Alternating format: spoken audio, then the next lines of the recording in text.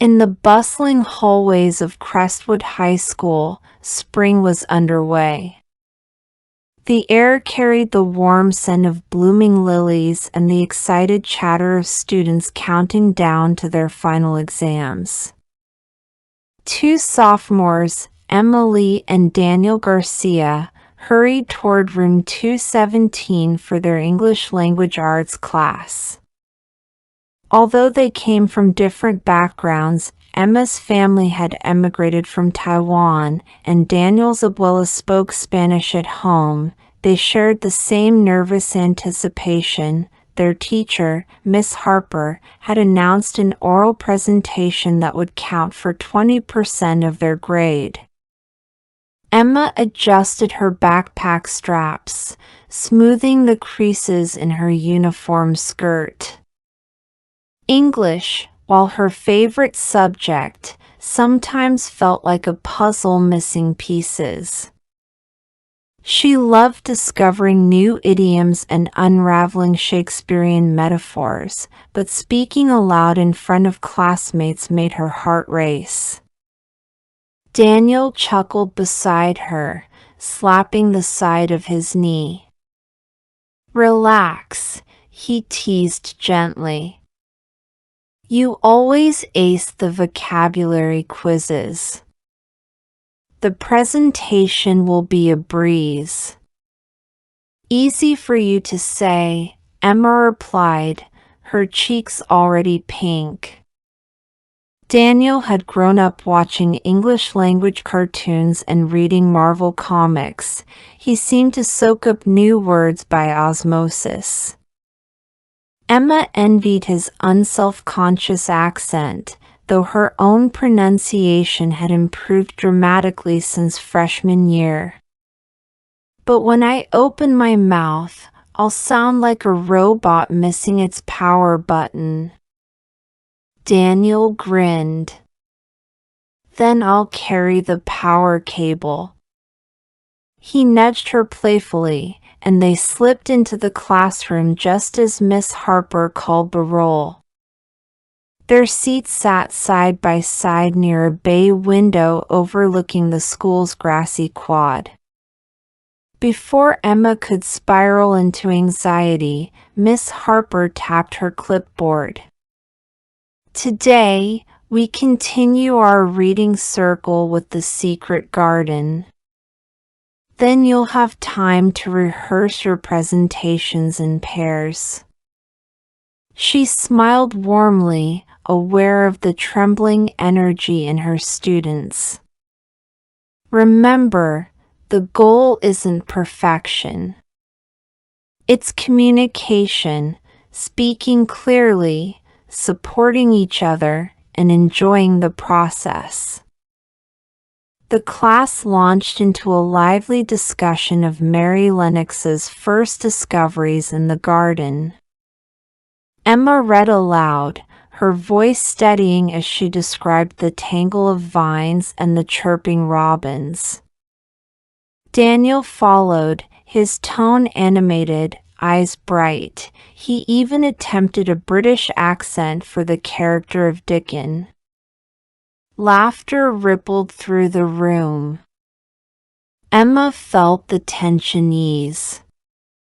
After 20 minutes, Miss Harper grouped students into partners. To Emma's relief, she and Daniel were paired. They settled at a round table near the bookshelves.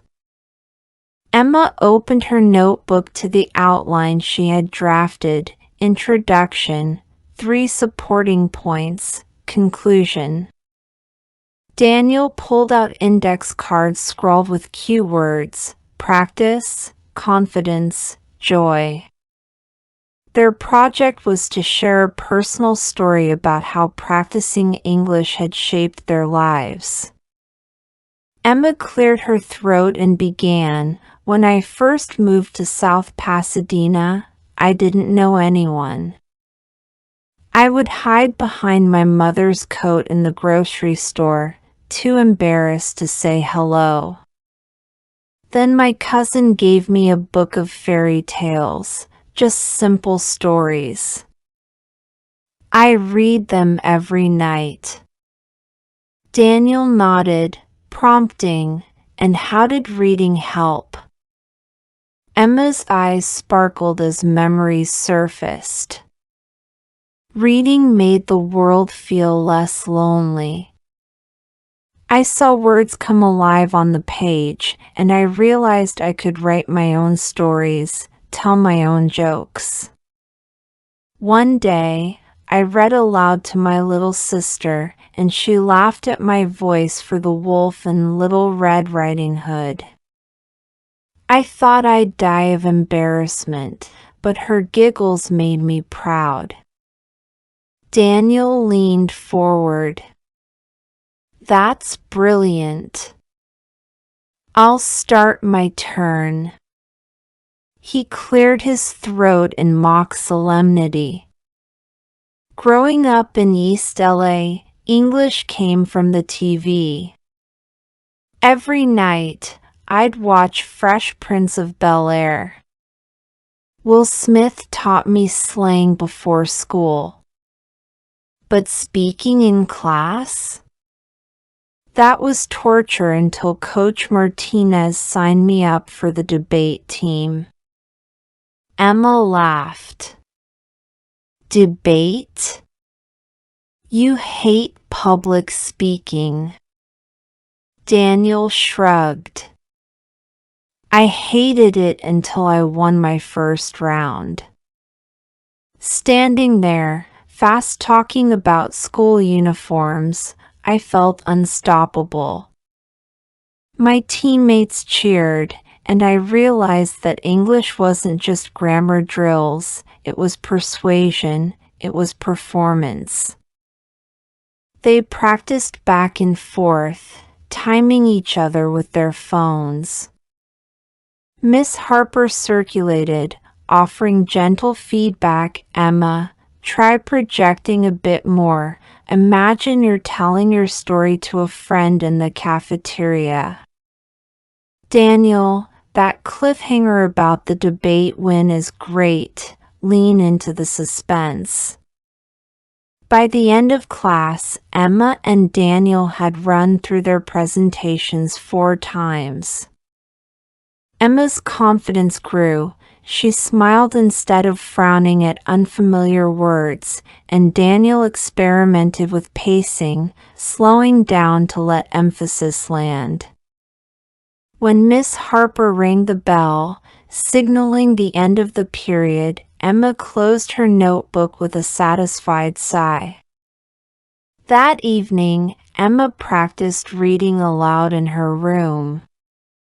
Her little sister, May, curled at her feet, listening with wide eyes.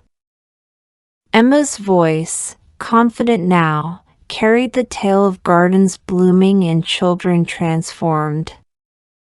In the mirror, she watched her own expression, making sure to look enthusiastic, like Daniel reminded her.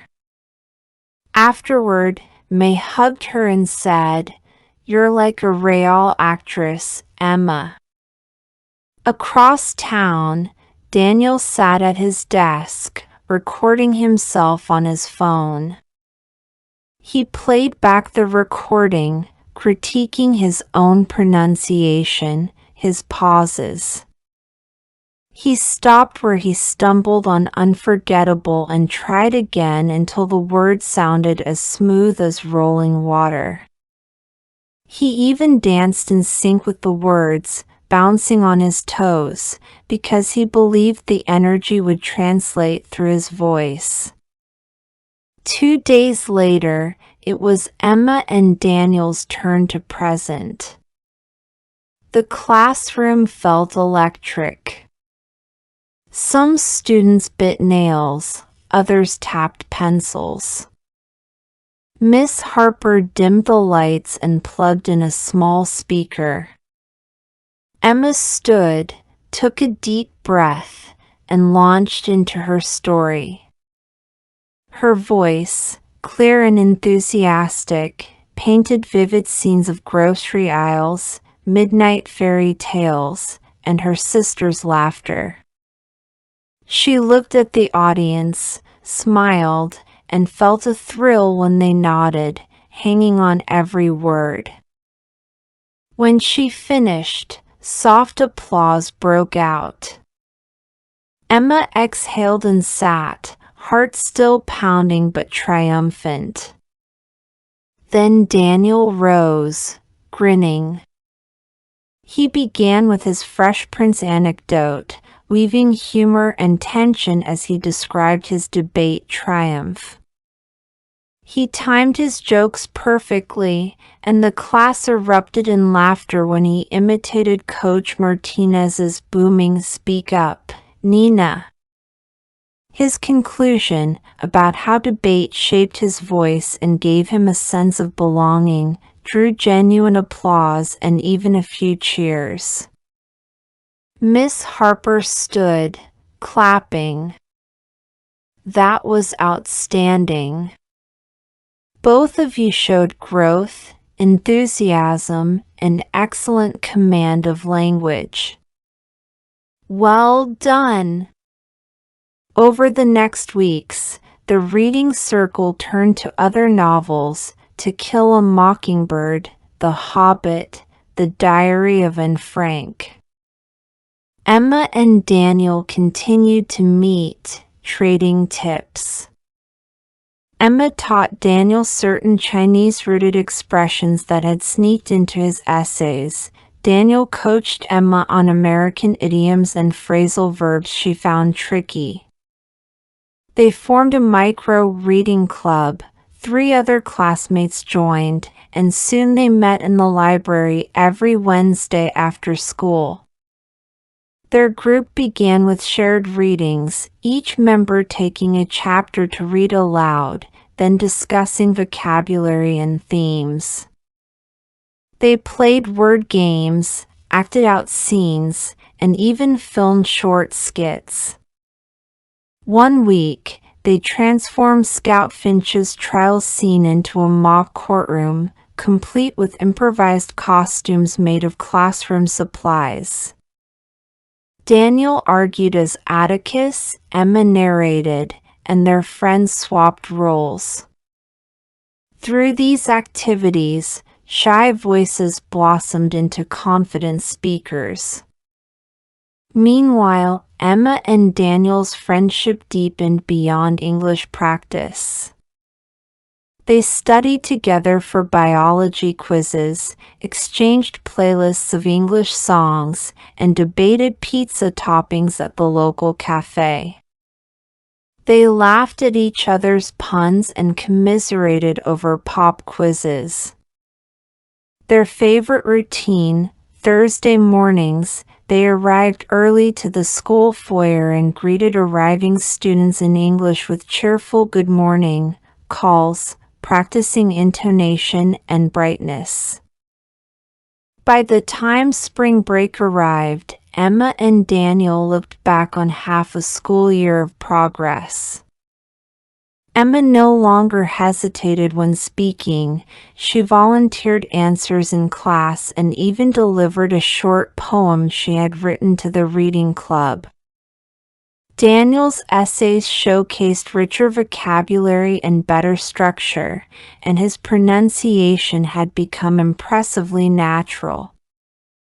Both discovered that English was more than a subject. It was a bridge to friendships, creativity, and self-expression. On the last day before break, Miss Harper surprised the class with a chocolate cake decorated with edible letters A, B, C, D, E, piped in icing. She toasted to their achievements: "You've learned to read classic literature, to speak with clarity, and to support one another. English is alive in every word you share and every story you tell. Keep practicing, keep reading, and keep celebrating your voices." As the students sang happy birthday to their letters cake, Emma and Daniel exchanged proud smiles. Later, they lingered in the empty classroom under the warm afternoon light. Emma scribbled in her notebook, "Spring break, read The Alchemist by Paulo Coelho." Daniel pulled out his phone. "And I'm starting 1984 after I finish the commentary." They walked out together, chatting in English about their plans, a reading challenge list, a summer writing project, a video blog to record their spoken word poems. Their laughter filled the corridors, a testament to how language learning had transformed from a nerve-wracking requirement into a shared adventure. In the months and years ahead, Emma and Daniel would remember Creekwood High not just as the place they studied literature, but as the stage where they discovered their voices. The shy girl who once hid behind a grocery cart and the boy who feared the classroom spotlight had become confident communicators. Through practice, speaking every morning, reading every evening, they had learned that English was more than words on a page. It was a gateway to connection, creativity, and community. And so, as the spring breeze carried petals past classroom windows, Emma and Daniel stepped into a brighter future, two friends, two voices, ready to tell their next story in the language they loved.